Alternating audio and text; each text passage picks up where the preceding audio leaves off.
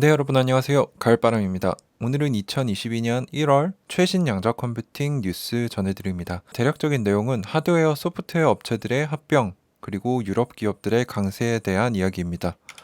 첫 번째로 파스칼과 Q&Co라는 두 업체가 합병을 발표했습니다. 이제 파스칼 같은 경우는 중성자 (neutral atoms를) 기반으로 하는 양자 컴퓨팅 회사인데요. 이제 이 회사가 양자 소프트웨어 알고리즘 개발 회사인 Q&Co와의 합병을 1월 11일에 발표를 했습니다. 합병 회사는 파리에 본사를 두고 7개국에서 사업을 펼칠 것이며 여러 양자유관 분야의 주요 교수진들로 구성된 학술자문위원회의 지원을 받는다고 합니다. 그래서 파스칼의 원래 CEO인 조지스 올리비어 레이먼드라는 사람이 CEO를 맡게 되고요. 큐앤코의 CEO였던 베노 브로어이라는 사람이 최고 상업 책임자로 일을 하게 된다고 합니다. 두 회사 모두 퀀토네이션, 루나 캐피털 등 주요 벤처 캐피탈들의 투자를 받고 있는데요. 유럽 베이스로 보입니다. 퀀토네이션 같은 경우는 전 세계 처음으로 양자 기술에만 순수 투자를 하는 벤처 캐피탈 펀드로 약 1,000억 원 규모로 크진 않지만 이제 순수 양자 컴퓨팅 쪽에 투자를 하는 이제 VC라는 점에서 의미가 있겠고요. 루나 캐피탈 같은 경우도 초기 이제 핵심 기술을 가진 소프트웨어 스타트업에 투자하는 VC라고 합니다. 큐앤코 같은 경우는 이미 BMW, 에어버스, 존슨앤존슨, LG 등을 고객으로 두고 있고 시멘스 그리고 아마존 웹 서비스와 파트너십을 맺은 상황입니다. 그래서 큐앤코는 타사 양자 프로세서를 쓰는 플랫폼을 지원을 하겠지만 앞으로는 이제 지속적으로 파스칼과 지속적인 협업을 할 거기 때문에 여기서 더 효율적인 결과들을 내겠죠. 그래서 이쪽으로 고객이 옮겨갈 가능성이 높다라고 합니다. 그래서 파스칼은 2022년 1분기 100큐비트 프로세서 프레스넬이라는 프로세서 발표를 준비하고 있고 2023년까지 1000큐비트 양자 솔루션을 계획 중이라고 합니다. 그래서 참고로 IBM 역시 2023년에 1000큐비트 이정표 달성을 목표로 하고 있는데 이제 양자 컴퓨팅 하드웨어 업체들의 경쟁이 심화되고 있고 이 이정표들도 점점 당겨지고 있는 것 같아요. 그래서 양자 기술의 이런 발전이 가속화되고 있다. 그리고 하드웨어, 소프트웨어 업체가 합쳐지고 있다라는 트렌드를 볼 수 있었습니다. 네, 그래서 파스칼 같은 경우는 중성자를 베이스로 양자 컴퓨팅을 하고 있는데 전자와 양성자 수가 동일한 원자를 의미를 하고요. 광학 핀셋이라고 불리우는 기술을 통해서 제어를 하는데 연결성과 확장성이 좋다고 하고요. 이 회사의 QPU는 이제 이온 트랩 방식과 마찬가지로 상온에서 낮은 에너지로 가동이 가능하다라고 이쪽 회사는 주장을 하고 있습니다. 그래서 복잡한 문제들을 전통 컴퓨터보다 더 효율적으로 해결할 수 있는데 이제 이온 트랩 방식 외에도 이제 이 중성자 방식이 떠오르고 있다라는 뉴스를 제가 읽어본 기억이 납니다. 그래서 큐앤코 같은 경우는 알고리즘 포트폴리오 안에 이제 금융 분야, 유체 역학 및 화학을 위한 문제 해결 도구들을 가지고 있는데 파스칼은 자사의 펄서라는 코딩을 할 수 있는 플랫폼으로 최적화 문제와 양자 머신러닝을 위한 알고리즘을 제공하고 있습니다. 그래서 이 두 회사가 합쳐지면서 또 시너지 효과가 날 것으로 예측이 되고 있습니다. 다음 뉴스로는 이제 캡제미니라는 프랑스의 다국적 정보기술 서비스 및 컨설팅 업체가 있는데 생각보다 사이즈가 커요. 직원 수가 30만 명에 시가총액이 40조가 넘습니다.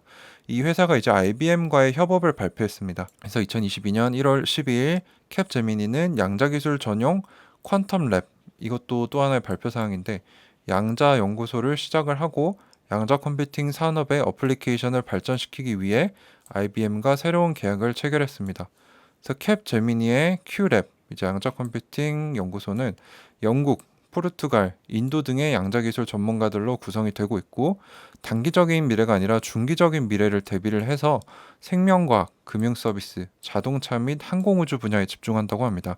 그래서 단기적인 성과를 내기보단 좀 더 중기적인 미래를 보고 있는 계획을 가진 연구소를 설립했다고 보시면 될 것 같고요. 그래서 캡제미니는 IBM과 계약을 체결해서 IBM의 퀀텀 허브로서 이제 활동을 하게 되는데 자사의 고객들에게 이제 IBM의 양자 컴퓨팅 시스템에 대한 접근을 제공한다는 거죠.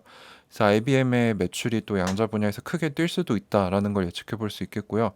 그래서 127 큐비트 프로세서인 최근에 발표된 이글 프로세서, 그 IBM의 오픈소스 양자 정보 소프트웨어 개발 키트인 큐스킷 등을 사용하기로 했습니다. 자, IBM과 협업하게 되면서 캡제미니는 170개가 넘는 IBM의 양자 네트워크 멤버에 합류하게 되었는데 이 안에는 포춘 500 기업들, 스타트업, 학술기관, 연구소 등등이 있다고 합니다. 그래서 IBM은 기술력 자체는 이온 트랩보다 떨어진다고 할 수 있겠지만 이 생태계를 잘 활성화하고 있다는 점에서 또 메리트가 있는 것 같습니다. 그래서 이미 170개가 넘는 주체들이 가입을 해서 그 안에서 시너지를 내려고 하고 있고요. 그래서 IBM의 양자 컴퓨팅 사업부 부사장인 제이 감베타라는 사람은 양자 산업을 설립하는 것은 양자 컴퓨팅 생태계를 공공 및 민간 부분 전반에 걸쳐 확장하는 데 집중해야 한다. 이것은 IBM 혼자 할 수 없는 일이다. 라는 얘기를 하면서 이제 생태계와 파트너십에 대한 중요성을 역설을 했습니다. 그래서 이 부분에 대해서는 IBM이 확실히 강점이 있는 것 같습니다. 그래서 캡제미니는 Q랩에서 이제 퀀텀 컴퓨팅, 양자 컴퓨팅, 퀀텀 커뮤니케이션스, 양자 통신, 그리고 퀀텀 센싱, 이제 양자 센싱에 집중을 할 계획인데 우리가 양자 컴퓨팅은 잘 알고 있는데 나머지 두 개는 잘 모르잖아요. 간단하게 보시면은 퀀텀 커뮤니케이션 같은 경우는 양자 통신으로 양자 역학 법칙을 사용해서 정보를 전송하고 보안화하고 제어하는 것을 의미합니다. 그래서 이 양자 보안 통신이라고 할 수도 있는데요. 그래서 앞으로 미래의 과학, 산업 및 데이터 보안뿐만 아니라 우리 생활 전반에 막대한 영향을 미칠 것으로 기대되는 분야입니다. 그래서 최근에 이제 기존에 사용하던 암호화도 이제 미국의 NIST부터 시작해가지고 표준 자체를 바꾼다고 했죠. 기존의 암호화 체계는 너무 이제 양자 컴퓨팅이 발전되면 해킹이 될 가능성이 높기 때문에 이제 양자 내성 능력을 갖춘 암호화 시스템을 업데이트하겠다, 업그레이드하겠다라는 얘기가 나오면서 이쪽 분야도 크게 집중을 받고 있고요. 이제 퀀텀 센싱 같은 경우는 극도로 민감한 상태의 측정을 의미합니다. 그래서 전기장과 자기장, 그 원자 속성에 대한 물리량 등을 측정할 수 있는데 양자 얽힘을 사용해서 감도와 정밀도 등을 향상시킬 수 있다고 합니다. 그래서 이거를 이제 의료 진단, 자율 운송 및 지능형 산업 모든 분야에 적용 그리고 발전시키는데 기여할 수 있다. 그래서 양자 컴퓨팅뿐만 아니라 양자 커뮤니케이션, 양자 센싱에도 이 캡제미니의 Q랩은 집중을 할 계획이라고 합니다. 근데 이 두 번째 뉴스 역시 캡제미니가 이제 프랑스 기업이죠. 유럽에 있는 기업이 이제 IBM과 협업을 해서 뭔가 해보려고 한다. 그런 면에서 이제 미국이 좀 앞서간다고 생각을 했는데 그게 아닌 것 같습니다. 이제 미국과 유럽의 양강 구도가 형성이 되고 있는 것으로 보이고요. 이제 다음 뉴스는 QM웨어라는 회사의 뉴스입니다.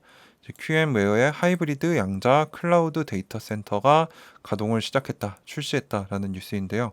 QM웨어 같은 경우는 테라 퀀텀, 이제 스위스의 양자 소프트웨어 어플리케이션 개발 기업이고 노바리온이라는 오스트리아의 고성능 컴퓨터 시스템 개발 업체. 이것도 어떻게 보면 소프트웨어와 하드웨어 업체가 합쳐진 거죠. 그래서 이 양자 시대를 앞서가기 위해서 기존의 소프트웨어 업체들, 하드웨어 업체들이 합병하는 사례들이 늘어나고 있습니다. 그래서 QM웨어는 하이 퍼포먼스 컴퓨팅, 고성능 컴퓨팅과 하이브리드 퀀텀 컴퓨팅, 양자 보안, 양자 AI, QRNG 같은 경우는 양자 난수 생성기 이쪽의 사업 분야를 이제 집중하고 있고요.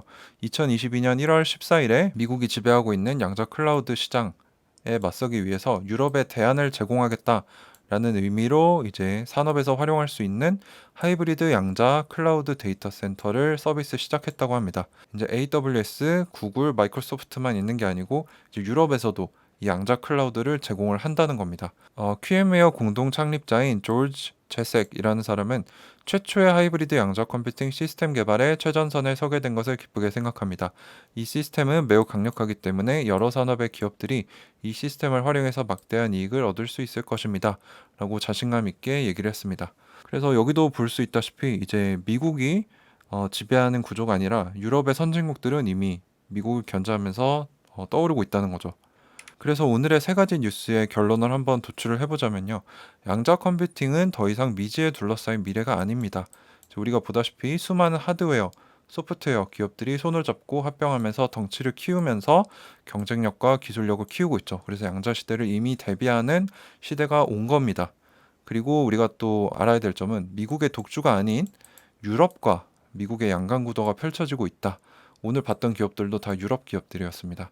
그리고 이뿐만 아니라 또 우리가 특이점을 가지고 봐야 될 곳이 일본과 러시아 등이 있다. 그래서 우리나라는 아직 많이 뒤처져 있지만 이러한 선진국들은 이미 앞서가고 있다라는 점을 알 수 있고요.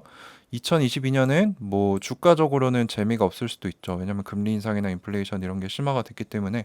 하지만 양자 컴퓨팅 산업 자체, 기술 자체는 크게 발전하고 사람들의 큰 관심을 모으는 해가 될 것으로 예측이 됩니다. 그래서 뭐 경제가 좋아지거나 뭐 이런 전체적인 매크로적인 팩터들이 해결이 된다면 양자 관련 기업들의 주가도 우리가 예상한 그런 하락세가 아닌 상승세를 보일 수도 있지 않을까라는 라는 생각을 혼자 해보고 있습니다. 네, 그리고 다음은 제가 2만 명 구독자 이벤트로 진행하고 있는 코로나 시국의 이 자영업자분들 홍보해드리는 광고 2편입니다. 우드로이현은 전통 짜맞춤 방식으로 원목 가구를 주로 만드는 회사입니다. 기계 없이 오로지 나무만을 가공하고 끼워 맞춰 더욱 아름답고 가치 있는 풀 짜맞춤 원목 가구입니다. 다음은 우드로이현의 사내 협력 장인분들께서 이번에 작업한 10m 크기의 첼로 조형물입니다. 이 첼로는 곧 오픈할 카페 첼로의 외부 조형물로 사용될 예정이며 다양한 영상은 유튜브 채널 우드로이현에서 더 보실 수 있으십니다. 본사 주소, 대표 번호는 자막으로 달아드릴 거고요. 이 업체에 대해서도 많이 관심 가져주시고 많이 사용해 주시면 좋을 것 같습니다. 네, 감사합니다.